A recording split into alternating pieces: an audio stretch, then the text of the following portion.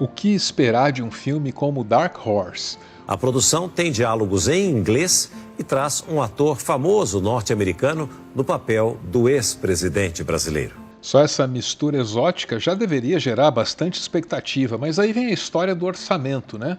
Uma história toda à parte, um orçamento enorme para os padrões brasileiros, claramente desviado, mas ainda sabe-se Deus lá para quê. Só que não é só isso, viu? O ator principal teria tido crises descritas como paranoicas pelo restante da equipe. E o filme gerou lá um ambiente de trabalho que parece que não era lá essas coisas, viu? Gente ameaçando brigar de faca, umas coisas meio feias.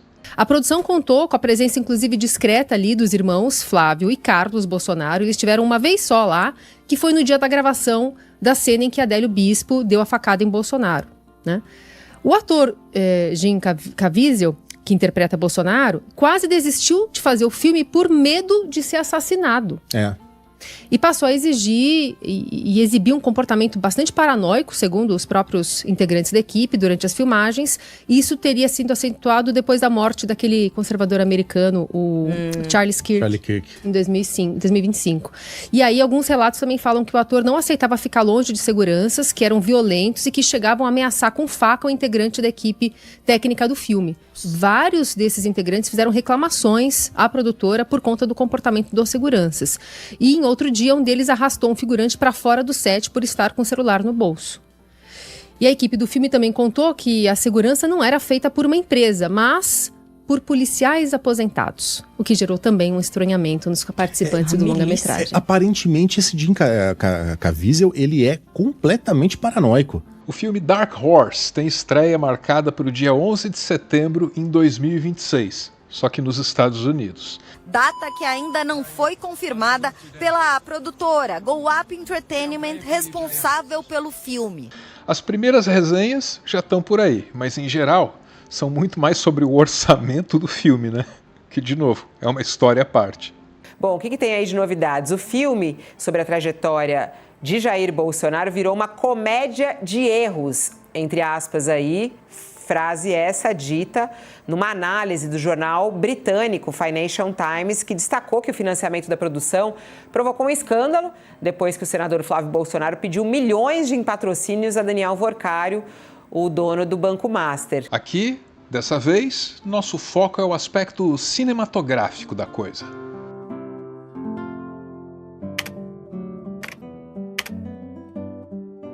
Talvez você ainda lembre, talvez não, quando o Bolsonaro era candidato e deu uma entrevista para uma jovem jornalista chamada Natália, que estava lá se derretendo por ele. Você ama sua esposa e os seus filhos.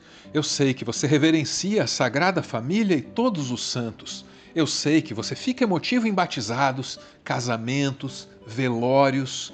Mas por baixo de tudo isso, o que você é, Bolsonaro? Ao que o Bolsonaro responde: algo que você nunca conheceu, um homem.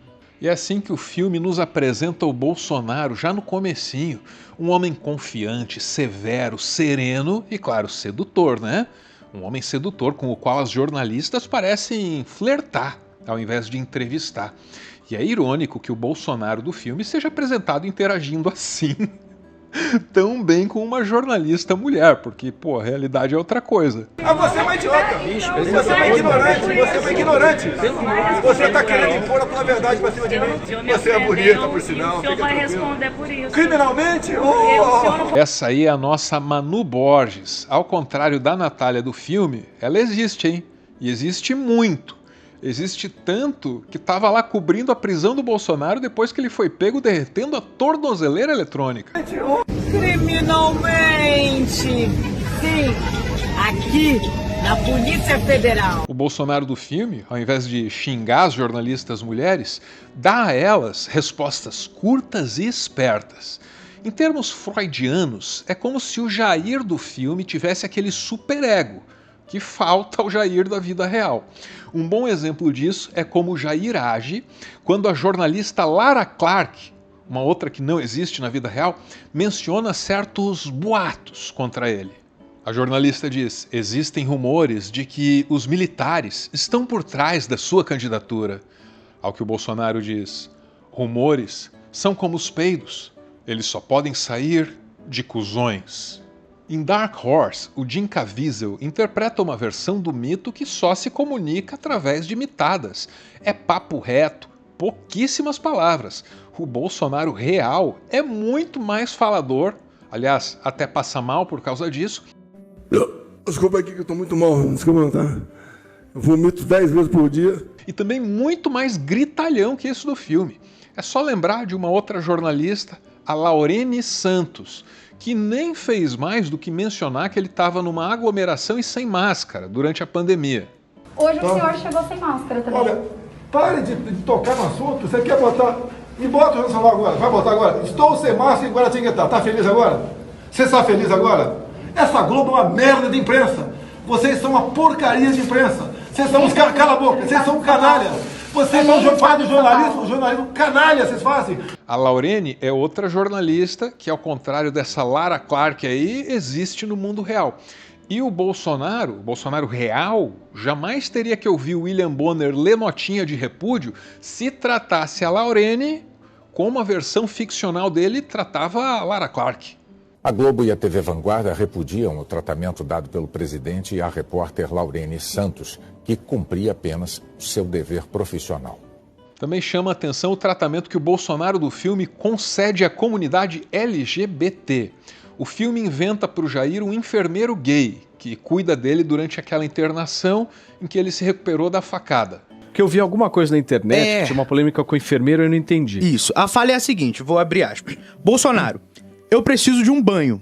Gaspar, que é o enfermeiro, né? Todo mundo precisa, só fica aí, você é o pior paciente que eu já vi.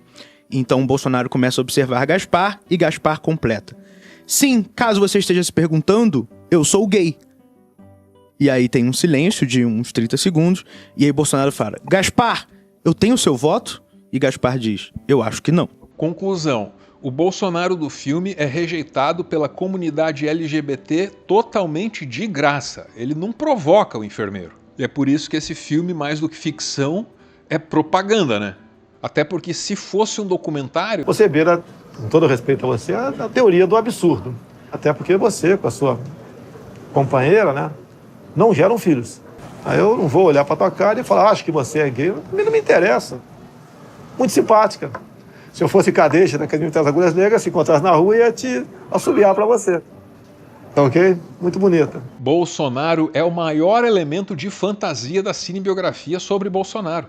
E olha que o roteiro tem elementos místicos, viu? Para sugerir para o espectador, para o apoiador, para o fiel da seita, que o mito tem respaldo divino para aprontar das suas. Dolores, né? A personagem Dolores, ela vai entregar as pílulas de nanicolina pro Bolsonaro, a semente dos deuses. É isso. O Bolsonaro, sem perguntar nada, vai tomar. Isso. Nem eu na balada louco, mas beleza. Sem perguntar nada, ele toma as pílulas e depois de tomar a facada, a gente vai descobrir que aquelas pílulas já eram antibióticos que estavam preparando ele para sobreviver. Isso, Foi miraculoso. E aí, esse ponto é a parte meio mística do filme.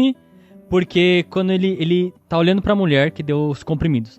Aí ele vira pra falar com a Michelle. Quando ele vira pra mulher... Ela sumiu. Como se ela fosse o Batman, o Coringa. Exato. E ao passo em que acrescenta elementos fantásticos, o roteiro subtrai a realidade.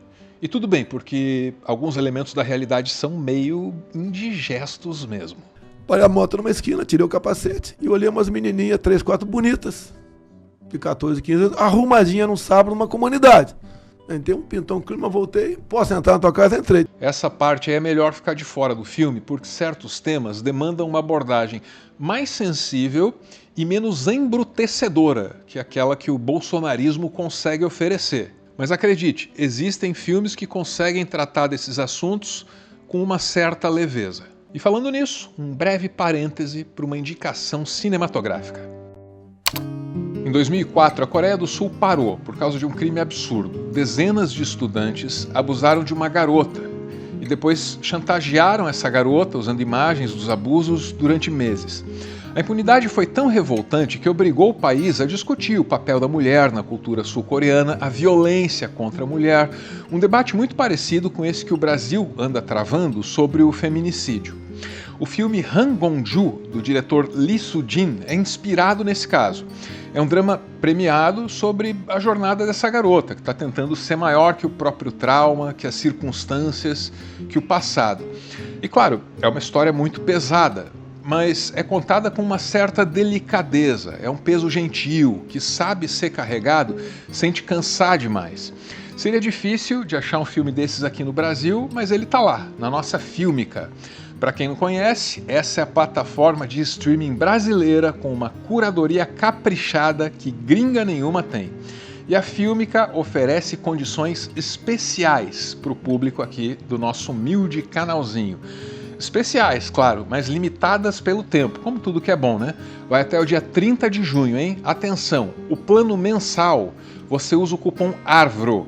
Aí ganha um desconto vitalício. A assinatura cai de R$ 16,90 para R$ 14,90. Outra opção é o passe anual. Usa o cupom PIXARVRO, paga no Pix, ganha R$ 70 de desconto, sai por R$ 99,90. Um ano inteirinho de conteúdo de primeira. Lembrando que esses cupons só valem até o dia 30 de junho. O link está fixado no topo da caixa de comentários. Sempre muito bem frequentada, com todo mundo se comportando direitinho, né? O episódio da facada é um elemento central de Dark Horse. Tanto faz se o objetivo é cinema ou propaganda, faz sentido mesmo recorrer a esse momento mais dramático. É uma escolha natural para o roteiro e encontra respaldo até na análise da antropóloga. O bolsonarismo, ele se alimenta de um enquadramento de coitadismo, né? De estar sendo perseguido. Digamos que o efeito facada, né? Fui vítima, há uma conspiração, eles não querem que você saiba, tudo é feito, né? O judiciário é feito para prejudicar a minha campanha. O bolsonarismo construiu, digamos, uma base muito forte disso e sabe utilizar isso. A centralidade da facada nesse roteiro eu até entendo. Ainda não dá para dizer se o resultado final ficou bom, né? O melhor que a gente tem são essas imagens em baixíssima resolução. Mas, se eu tivesse sido convidado para esse projeto, eu ia sugerir trocar a proposta de um filme live action por uma animação e inspirada nas artes de uma das mais fiéis adoradoras de Bolsonaro. Estou falando da Lucy Borne. Uma animação com a estética Lucy Borne seria muito mais apropriado, seria muito mais representativo do que é a cara do bolsonarismo como movimento de massas. E também seria verdadeiramente nacionalista, muito mais autêntico. Se nenhum desses meus argumentos aí convencesse os investidores do filme a aceitar essa ideia, essa proposta, aí eu usaria um outro argumento. Eu diria que um longa de animação envolve numerosos contratos artísticos e técnicos, todos de orçamentos muito variáveis, e que, portanto, um longa de animação seria até mais adequado para lavar dinheiro. Com certeza melhor para lavar dinheiro que uma loja de chocolate que vende mais chocolate no dia de finados que na Páscoa, né? Aí também o cara deu mole. Mas isso é só o que eu acho, e não importa o que eu acho, importa o que eu sei. Eu sei que se esse filme é uma comédia, como está dizendo o Financial Times, ele também é uma tragédia, né? Na medida em que deve a sua existência ao tipo mais rasteiro de corrupção que pode existir. Então, é mais um espetáculo tragicômico do bolsonarismo. Esse movimento que, infelizmente, sempre pesa a mão na tragédia. Ponto final em mais um textão, e nas considerações finais quero abordar o dilema de todo brasileiro consciente e bem informado diante desse filme, né? Será que as pessoas devem pagar para ver? Porque, por um lado, há uma curiosidade natural, né? Em função do noticiário. Por outro lado, é meio que deixar o dinheiro cair, ao menos indiretamente, talvez, quem sabe, na mão de mafiosos que roubam aposentados, no tipo mais pernicioso de corrupção. E se a família Bolsonaro quiser mandar um segundo processo, tudo bem, a gente discute conceitualmente, palavra por palavra dessa frase, não tem problema. Mas é um dilema, e eu nem tô brincando. Os apoiadores do canal estavam discutindo exatamente isso lá no nosso grupo. E o que eu faço é editar os áudios do grupo e assim nasce o PS, também chamado de finalzinho. Você também pode participar. Eu não sei o que vai acontecer com esse filme, visto que ainda não tem nem distribuidora. Até onde eu ouvi, não tem distribuidora aí na parada. Eu só tenho uma certeza. O pessoal do stand-up tá amando e esperando ansiosamente por esse filme. A gente vai ver muito material bom, mas muito material bom mesmo, porque já tá bom agora, só de ouvir, sem ter visto o filme. Imagina, depois que alguém se sacrificar, assistir o filme. Assim, não merece crítica, não merece resenha, não merece que a gente leia o roteiro, não merece nem ser chamado de ridículo, porque ridículo pressupõe o riso, né? E não dá pra rir desse cavalo de Troia. Não dá porque, assim, enquanto eu vejo a imagem do Jair dormindo no sofá da casa dele de boca aberta, confortável, mesmo que tá com soluço, com vômito, com sei lá o quê, sabe, essa construção dramatúrgica para comover a opinião pública, ele conseguia prisão domiciliar. Quando eu vejo essa imagem, eu penso no outro lado desse cavalo de Troia, sabe? Eu vejo milhares de brasileiros que muito em breve vão se dar conta de que foram lesados no seu direito de se aposentar. Eu temo que esse filme tenha um grande sucesso de bilheteria, não porque seja bom, mas porque acho que está todo mundo curioso para saber a loucura que vai ser esse roteiro, essa encenação. Eu tô curiosa. Eles decidiram, né, contar a versão definitiva do que aconteceu nessa facada, né, com esse filme. Né? Não sei se a quantidade de alegorias e ficção que eles vão colocar em cima aí desse roteiro, né, se não vai ter nenhum furo e vai acabar prejudicando mais ainda e deixar essa história menos crível, né, do que muita gente acredita que não é. Né?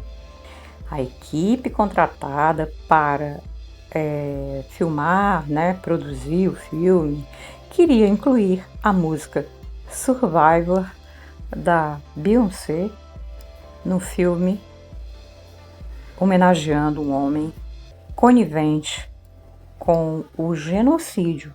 Eu vou falar como produtora cultural no Brasil, tá? Eu trabalho em cidades bem do interior, com pequenas produções, né, que são possíveis através de leis como a Aldir Blanc, como a Lei Paulo Gustavo, né? Essas leis que os bolsonaristas gostam de falar que cultura não serve para nada, né? Que não precisa de artista para nada, que mama nas tetas do governo, E eu tenho visto pequenas produções audiovisuais feitas com valores de 10 mil, 20 mil, que é um milagre, com qualidade muito superior ao trailer desse filme aí, que a gente traduz, né, tradução livre, como o Pangaré Sombrio. Ah, a história é ruim, o roteiro é ruim. Gente, é a biografia da vida de um jumento. Não dá pra esperar muita coisa, né, gente? Vamos ser mais respeitosos. Eu desejo realmente que esse filme não seja exibido. Eu desejo muito fortemente que ele não seja exibido. Mas a gente até que merece muita piada a esse respeito. Porque além de cadeia, essa família merece muita gargalhada também. Aliás, Arvro, eu queria deixar aqui um pedido de pauta muito necessário, porque o que está acontecendo com o orçamento brasileiro e principalmente com esse vilipendiamento do INSS, da Segurança Social do Brasil, é algo muito, mas muito, muito, muito sério. E eu acho que essa pauta ela é muito necessária de se tratar, porque é um risco imenso para um pilar importantíssimo da manutenção de um país, que é a segurança social. Sugestão absolutamente válida e dona de uma validade que independe do dilema que eu citei agora há pouco, né? Sabe qual é o dilema? Devemos investir o valor do ingresso ou até mesmo apenas as nossas atenções numa peça de propaganda usada por tabela para lavar dinheiro, porque é isso que esse filme é, devemos nos investir nele? Esse é o dilema, né? E ele permanece. Apesar disso, é excelente ter uma sugestão como essa que faz com que nós não percamos as prioridades de vista, as consequências práticas, a materialidade. Quem vai ficar sem o quê? Depois que o dinheiro foi usado para bancar aquela festança lá do Daniel Vorcaro, esse filme e tantas outras peripécias. Vamos entrar aí sim, e espero que muito em breve. Um beijo e, como sempre, valeu!